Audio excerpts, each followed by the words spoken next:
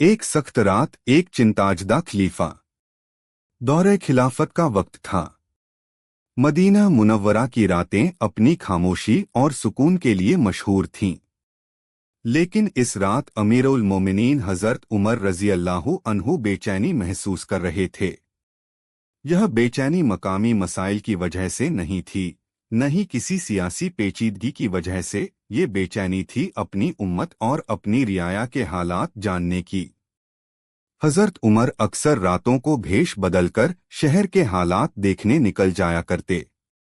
वह अपनी आंखों से देखना चाहते थे कि कहीं कोई भूखा तो नहीं सो रहा, कहीं कोई मजलूम तो नहीं दबा हुआ, कहीं कोई बीमार तो नहीं पड़ा। वह नहीं चाहते थे कि उनकी निगरानी सिर्फ अफसरों और गवर्नरों पर मुक्तसिर हो, वह तो हर शख्स का दर्द खुद महसूस करना चाहते थे। यह रात भी कुछ इसी तरह की रातों में से एक थी। एक ज्योंत जलती हुई झोंपड़ी। हज़रत उमर अपने एक खास साथी असलम के साथ शहर के बाहर एक तरफ निकले।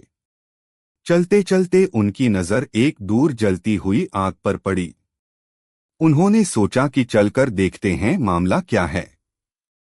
जब करीब पहुंचे तो देखा कि एक पुरानी सी झोंपड़ी के बाहर एक औरत बैठी हुई है। उसके पास एक हांडी चढ़ी है और उसके आसपास 3 छोटे छोटे बच्चे रो रहे हैं।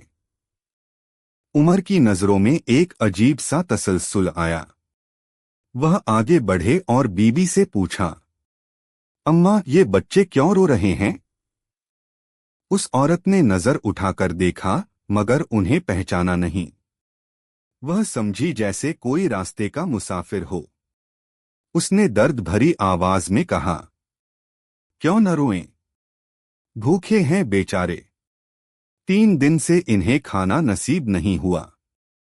हजरत उमर ने हैरत और दर्द से पूछा, तो तुमने ये हांडी क्यों चढ़ा रखी है? औरत ने आह भरी और कहा, ये हांडी में पानी और कुछ कंकड़ हैं। बच्चों को धोखा देने के लिए रखा है। मुझे उम्मीद थी कि शायद थक कर सो जाएं। ये सुनकर हजरत उमर की रूह कांप उठी। दिल पर जैसे भारी चोट लगी हो।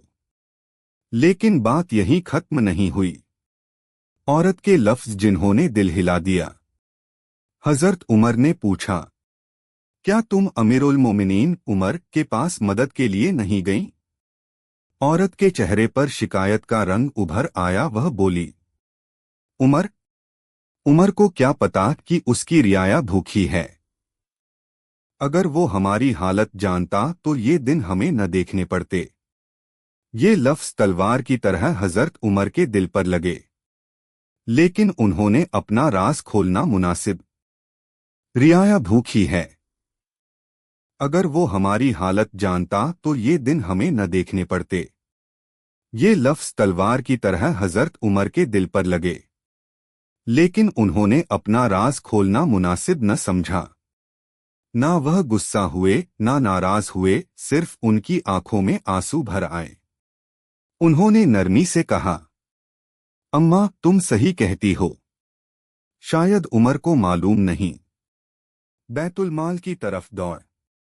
हजरत उमर फौरन बैतुल माल की तरफ दौड़े। उनके साथी असलम को भी समझ न आया कि आखिर इतनी जल्दी और बेचैनी क्यों है। बैतुल माल पहुंचकर उन्होंने बड़े बोरे में आटा, घी, खजूर, गिल्ला, तेल और दूसरी चीजें भरनी शुरू कीं। असलम आगे बढ़कर बोले, या अमीरुल मोमिनीन, आप बोरा मुझे उठा लेने दीजिए। हजरत उमर ने सख्ती से जवाब दिया, नहीं असलम, क़यामत के दिन मेरा बोझ तुम नहीं उठा सकोगे। यह बोझ मैं खुद ही उठाऊंगा। ये कहकर उन्होंने भारी बोरा अपनी पीठ पर लादा और उसी झोंपड़ी की तरफ रवाना हुए। खुद खाना पकाना एक बादशाह, हलक में नमक बन गया। जब वापस उस औरत के पास पहुंचे तो हांडी अभी भी उबालते हुए पानी से भरी थी और बच्चे अब भी भूखे बैठकर मां को देख रहे थे। हजरत उमर ने बोरा नीचे रखा और सारा सामान निकालकर खाना पकाना शुरू कर दिया। असलम कहते हैं, मैंने देखा कि उमर घुटनों के बल बैठे हांडी में फूंक मार रहे थे। यहाँ तक कि धुएं से दाढ़ी भी काली पड़ गई थी।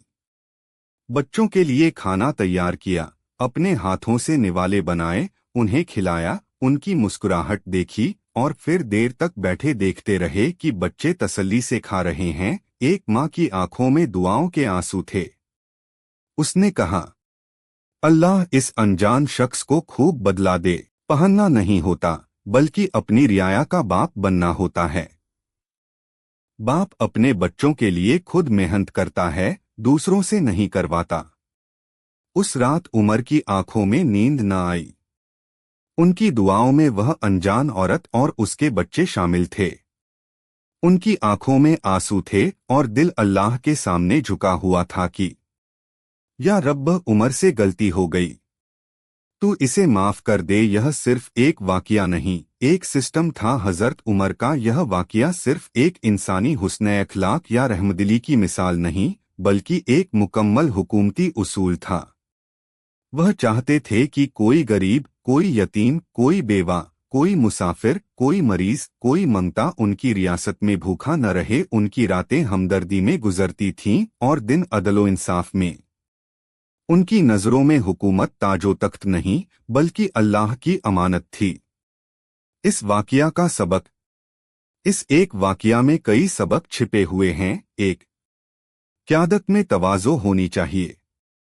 एक हाकिम का असल काम अपनी कौम की सेवा है, न कि उनके ऊपर हुक्म चलाना दो।